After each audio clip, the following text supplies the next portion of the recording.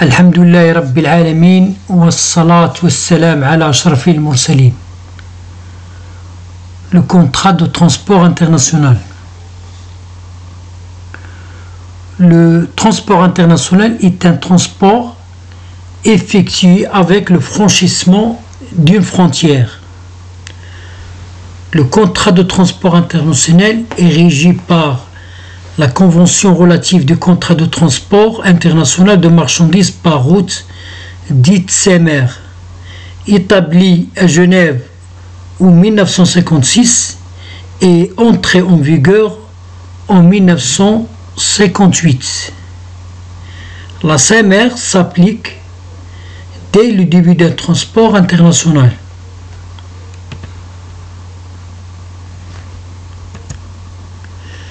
Matérialisation du contrat. Le contrat de transport est matérialisé par la lettre de voiture internationale. C'est la preuve de l'existence d'un lien juridique entre le transporteur et son client. Il est rédigé par l'une des parties prenantes au contrat de transport. Selon l'article 5 de CMR, la lettre de voiture est établie en 3 exemplaires signés par l'expéditeur et par le transporteur. Le premier exemplaire est remis à l'expéditeur. Le deuxième accompagne la marchandise. Et le troisième est retenu par le transporteur.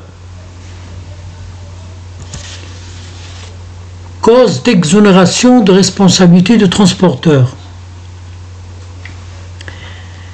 Dès la prise en charge selon l'article 17 de la CMR, le transporteur est présumé responsable des pertes, avaries, retards, et ce jusqu'à la livraison. Toutefois, le transporteur peut dégager sa responsabilité s'il peut apporter la preuve de force majeure ou fait aux fautes de l'expéditeur ou fait aux fautes du destinataire ou vice propre de la marchandise transportée. Limitation de responsabilité des transporteurs. Selon CMR, le transporteur a le droit de limiter sa responsabilité tant que pour perte ou avarie que pour retard.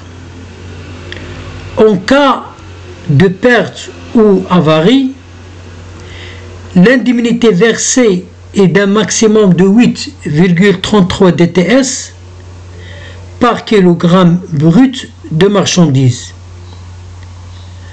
La valeur retenue en cas de litige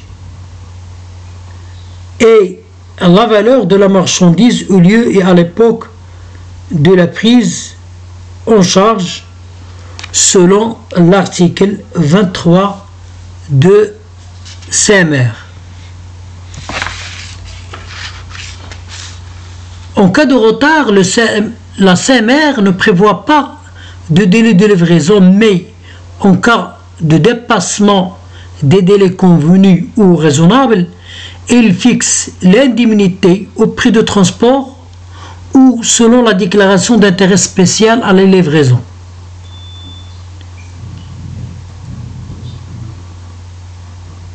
Pour prétendre à une indemnité en cas de retard, l'expéditeur ou le destinataire a 21 jours pour adresser par écrit des réserves au transporteur, dimanche et jours fériés compris. Passé ce délai, il y a forclusion. Prise de réserve par le destinataire. Pour dommages, 2 cas sont à considérer suivant que les dommages sont apparents ou non apparents.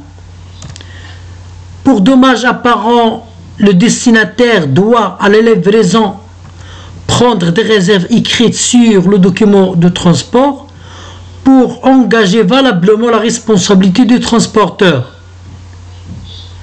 En cas de dommages non apparents, le destinataire qui n'a pas pris de réserve à la livraison a 7 jours, dimanche et jours fériés non compris, pour formuler par écrit des réserves au transporteur et engager ainsi la responsabilité du transporteur.